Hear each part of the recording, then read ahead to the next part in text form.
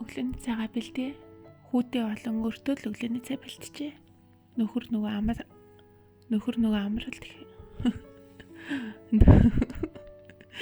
нөхөр амралт эхэлсэн гээд өдрийн цайнаар л сэрээд байгаа. Юу хийж амарч ийн гэж юу? Хийсэн юм үдээ гэр зурл. Угаасаа хүүгийн ахар сүүл нь бас яг бүрэн бороолог байгаа болохоор бид нар бас ийшээ тийшээ аялж хэрэггүй гэж хэлээд тэгээд ер нь энэ амралтын 8 хоногийг гэртээ өнгөрөөж өгөө. Гэтэ 8 хоног амарч байгаа гэхэлэр гоё аз. Гэтэ яг ингэ бодвол энэ 8 хоногт 2 өдрийн бол нөхчж өгөө юм. Тэгээд 6 хоног амрах баз тэнгүүд угаасаа хагас бүтэн сайн тарчаа. Тэнгүүд зүгээр 4 хоног л амарч байгаа үстэй. Гэтэ зүгээрээ гэж 8 л бол 8 гэж мэгэд. Энэ амралтаар хиттууд ер нь нийшээ тийшээ айгүй их явж байгаа юм шиг үлээ. Хүмүүсээс асуугаад ганц нэг уулзъя гэхэлэр би нутаглуу явцсан шүү дээ. Ээж аавах руу явцсан энэ төргээд. Тэгэд ер нь угаасаа илтийн анзаарахтахаар гадаа харангууд баг хүмүүс байхгүй. Тэрэн чашаа гэхдээ замын хөдөлгөөн, хүний хөдөлгөөн ер нь нэлт багассан л лээ. Тэгэд бас энэ жил нөгөө тэгшэн жил биш болохоор уг нь тэгшэн жилээрээ амны талбай дээр юм арга хэмжээ зохиох, цэргийн парад талхах зэргээр юм болдгийн. Гэтэ ер нь очиж үзчихээгүй л дээ. Гэтэ ядаж зурагтаар үздэг энэ жил болохоор юу ч болоог болохоор ер нь жоох уйтгартай байна гэж юм.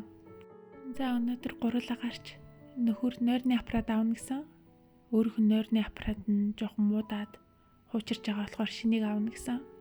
Нөхөр маань ер нь унтахтаа нойрны аппарат зүлж унттэй. Яагаад гэвэл унтахтаа нөгөө хөрхөрдөг. Бас дээрэс нь нөгөө амьсгалан тасалддаг гэд эмч нойрны аппарат зүүж унтчаарыг зүйлсэн байхгүй юу? Анх би нөхөртөөгөө танилцаал тэгэл үерхэл найзлаа тэгэл хамтдаа амьдардаг болоод тэгэл ингээд тэр үед ер нь хөрхөрдөг байсан байх. Мэдээж хөрхөрдөг л байсан байж таарна л да. Тэгэд би болохоор нэг амар тэрэнд нь ач холбогдол өгдөггүйсэн. Одоо баг нөгөө эрэгтэй хүний баавгаан хөрхрэлт мэд хөрхөрөх нь гэр бүлээ хамгаалж байгаа хэрэгэн төр гэж ботц юм уу хайшин. Одоо тэрийн нэг тоодгүй тэгэл хамтдаа би ч бас нэг хөрхөрдгөө магаагүй. Тэгэд нөхрийн хөрхөрхийг нэг тоодгүйсэн байхгүй юу?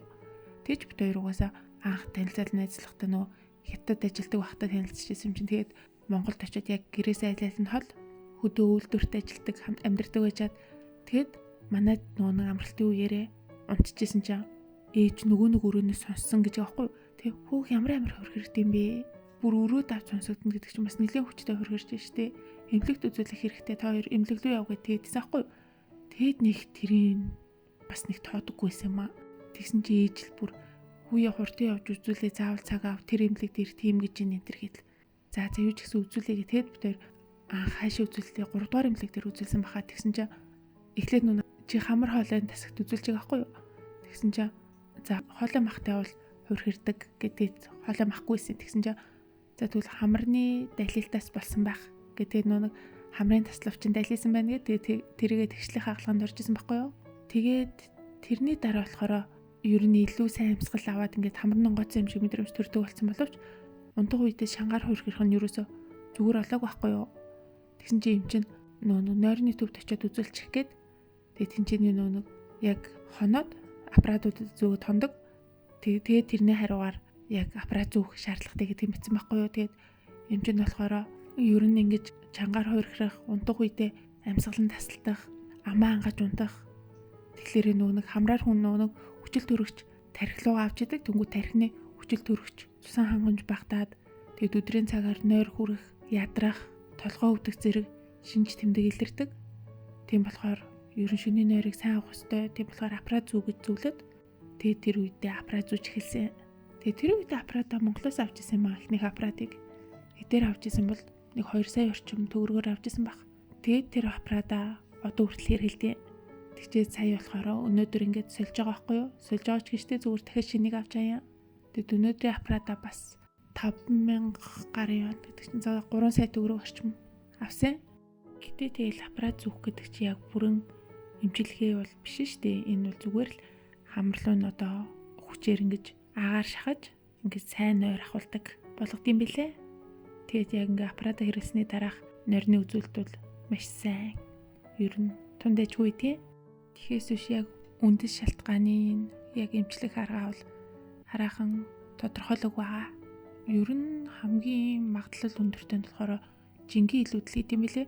Гэтэ нөхөр маань за сүүлийн үед арай жоохон жинэмсэн байж магадгүй. Гэтэ анх надтай найзлал дээж эхлэхдээ хүрхий бараг 60 хил хүрдэг байсан юм уу? Амар тонхойлсон шүү дээ. Тэгээ би яаж чад хажууд нь бараг 70 гарцсан за. Бараг л 80 хил. Тэгээ жингээ үзүүлэхээс ичээд идэх хэлхээс ичдэг. Тэгээ би хаяа нөхрөөс асуудаг. Чи тийм жоохон байсан бич яа тэгээ дөрөөсө бараг 20 хил илүү. Охины сонирхож чадваа гэдгсэн чинь мэдгүй тэгээ барчих юм болов гэж бодоод исэн шүү дээ. Гэдгээдсэн за. Одоо юу ч барах гэдэг юм мэдгүй. Тийм болохоор нөхрийг бас жингийн асуудал харсангүй байхгүй бах. Тэгээ дараагийнх нь болохоор нөө нэг хамарны асуудлаа бас шийдсэн болохоор холондны махгүй болохоор бас ер нь тэгээд хүний нүүрний бүтэц одоо ирүүний булчин гээ ажиллагаа гэх зэрэгээр ирүүний юм ясны хөгжил зэрэгээс бас шалгаалдаг гэсэн. Тэгээд нөхөр манаас Солонгост байхдаа үзүүлж исэн гэсэн. Тэгсэн чи тэр үед болохоор ер нь нүүрний ирүүний ясны бүтцэл байх. Тэгээд мис засалд ороод ирүүг нь одоо урагшин сунгуул болно гэж хэлжсэн гэсэн. За тэр мөр бол бас арай л үр дүн тодорхой болоогүй. Тийм их хийгдээд идэг найдвартай яг юм тодорхой хагалгаа биш шүү дээ. Тийм болохоор тэрийг үл ер нь харан байж болъё гэж түлээжгээ. Тэгээ нөхрийг Солонгост байхад 4 днээс нэг Монгол хацаа. Нөхрийг чи хэтэрхий чанга хөрхөж унтах юм а. Тэгээ дээрэс намаа ангаж унтаад хамгүй өмхөрүүлчих ингэж гомдоож исэн гэсэн. Үгүй за өөрөө онгож өмхөрүүлчихэд шал мангар. За бай бай.